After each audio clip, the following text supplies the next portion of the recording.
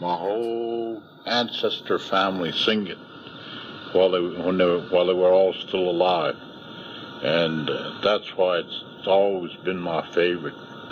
Hane na yo ma yo me ne ye ne ksach ko ma yo me ne o sa mi to me ne anya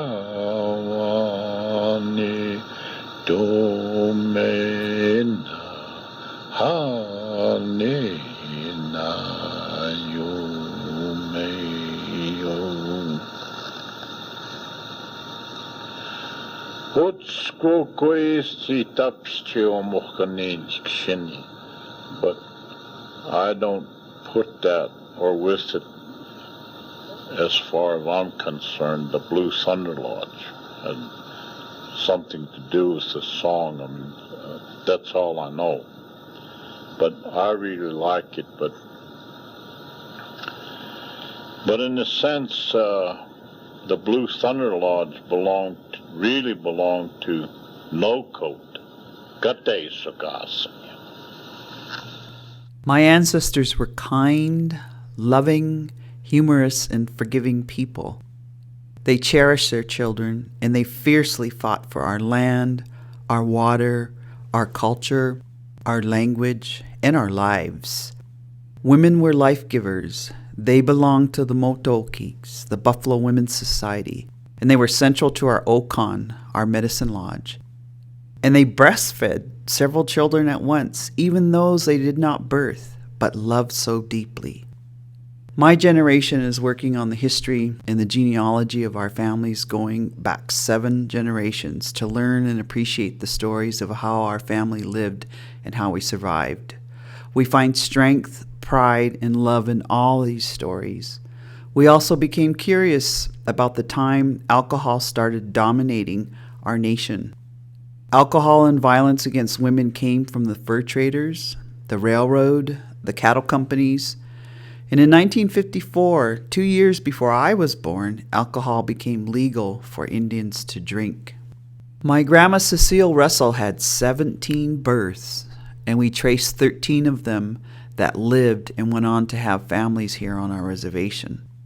Grandma Cecile was born in 1882 and died a very painful death of tuberculosis when she was 44 years old, a year after Native Americans officially became citizens of the United States of America. Her allotment number is 415. We found no whiskey stories with my grandma Cecile Russell. She never drank.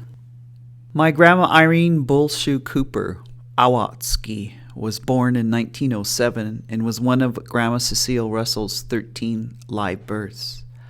Of those 13, we found many stories of our women.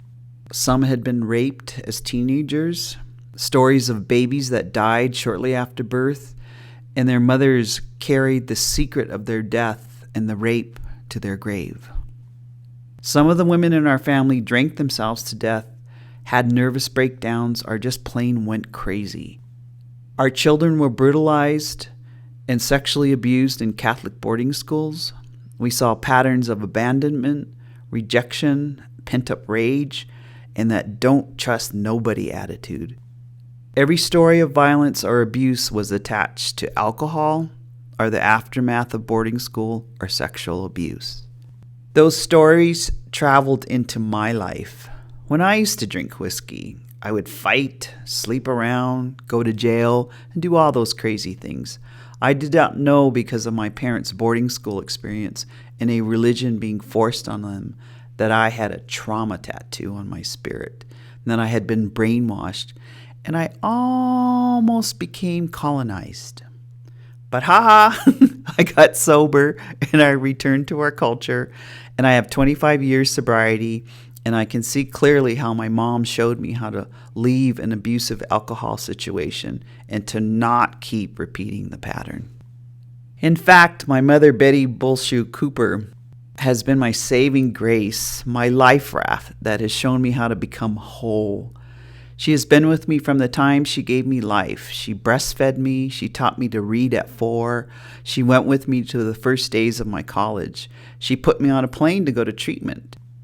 She even wiped away my tears when I was divorced, and even went with me to my first Idle No More on December 21st, 2012. I love to dance with my mom, hike with my mom, talk with my mom. I even sleep with her, and we don't see the need ever to drink whiskey.